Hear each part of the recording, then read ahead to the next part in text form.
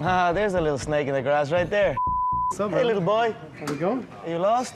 Definitely lost. The accusations made at TJ was the fact that he'd taken some special supplements. Oh, yeah, the guy's on everything. Yeah. He's on everything.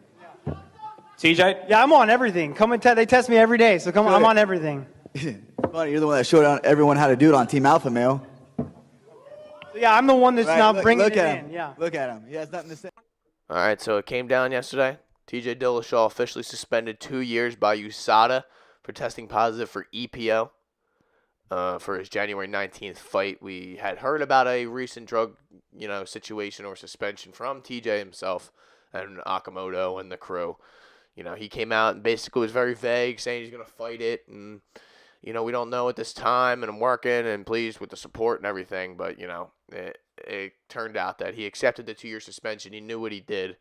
EPO is, carries the red blood cells, and it does all sorts of shit for your stamina, your recovery, and whatnot. I'm not an expert on any of that, but apparently it's a very damning thing to test positive for. It can only be injected.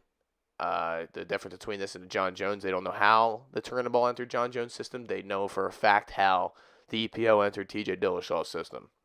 So rightfully so, this has a lot of the MMA community mad. Of course, Cody, even Conor, of course, had to step in and say something. You did a snake in the grass. He had to make sure that he, Conor comments on fucking everything these days.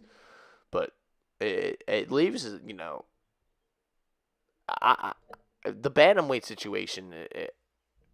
I'll just firstly say TJ Dillashaw was on his way to becoming one of the greatest bantamweights to ever live, beating guys like Barral, Cody. He beat everyone in his way before Lineker, and I'm trying to think of all the guys that. He has beaten a ton of guys, and now that's just all that to me. That's all ruined. It's all tarnished. You never know when a guy tests positive. You don't know what You don't know how long he was doing it for, or what he was doing. Mendez had been suspended. He was a part of the Alpha Male crew. Apparently, I guess as Cody had said in the opening, TJ taught everyone at Alpha Male how to use the performance enhancing drugs. So, that might have just been bullshit before a fight, or it may have been truth. It seems like he's a seer right now. You got that mystic Cody shit going on. But 2 years. He's gonna be 35 when the suspension's over. No one's gonna. He's gonna be forgotten in the MMA world and the outside world for that matter. Thank God that Cejudo fight was stopped when it was. That TJ wasn't given. No wonder TJ was so mad after the fight that he wasn't given the proper opportunity to show how good a shape he was in. It's because he was juiced. Guy was drugged to the gills. That's probably why he was so upset. He knew this was it.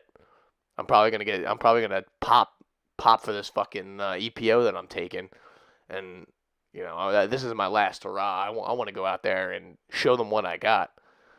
But Cejudo caught him, and he went to and that was that. But the world moves on. UFC moves on. The MMA community moves on. USADA got it right. They did the right thing. They caught the cheaters. Calvita, I think it was earlier on in here. If you want to go back, Calvita released a statement that's on Twitter, basically saying that TJ took this drug, this EPO, as a result of his weakness, his want for perfection, all that, and they shit on him for a little bit, but then they said we're gonna stand by him. Of course. I'm sure Dwayne Ludwig said something similar, but they can't make an excuse. This wasn't an accident, and I'm just curious, if who knows, how many people knew that he was on this. Did Dwayne Ludwig know? Did Sam Calvita know? It's a fair question to ask. The guy was the one. DJ himself said that Calvita was the one that was giving him all. He knows that he's giving him everything to take. And he's the one that's basically curating his, physical fitness. So, that's why I imagine he came out with that statement, because a lot of that would come back on him. He doesn't want that sort of blowback, especially if you're you train Olympic athletes and things of that nature. You don't want it to come back on you saying, okay, so you're juicing these guys. That's why they're in such shape. But, the world moves on. UFC moves on, as I said. Cejudo Moraes will be I believe at the June. Yeah, I want to say June. I think it might be an undercard. I don't know. That's probably the main event, and Rose and Andrade, I believe, is on that card.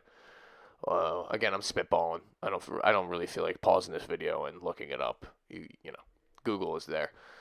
But that's all I pretty much have to say. There's not really much you can say when it comes to this. It's just an expression of disappointment, and it's just none of this is good for anyone in the MMA, UFC, and no one can be happy about this, because it just tarnishes the last 2 years of that whole weight division, of him being the king of that, and even getting that 125 fight.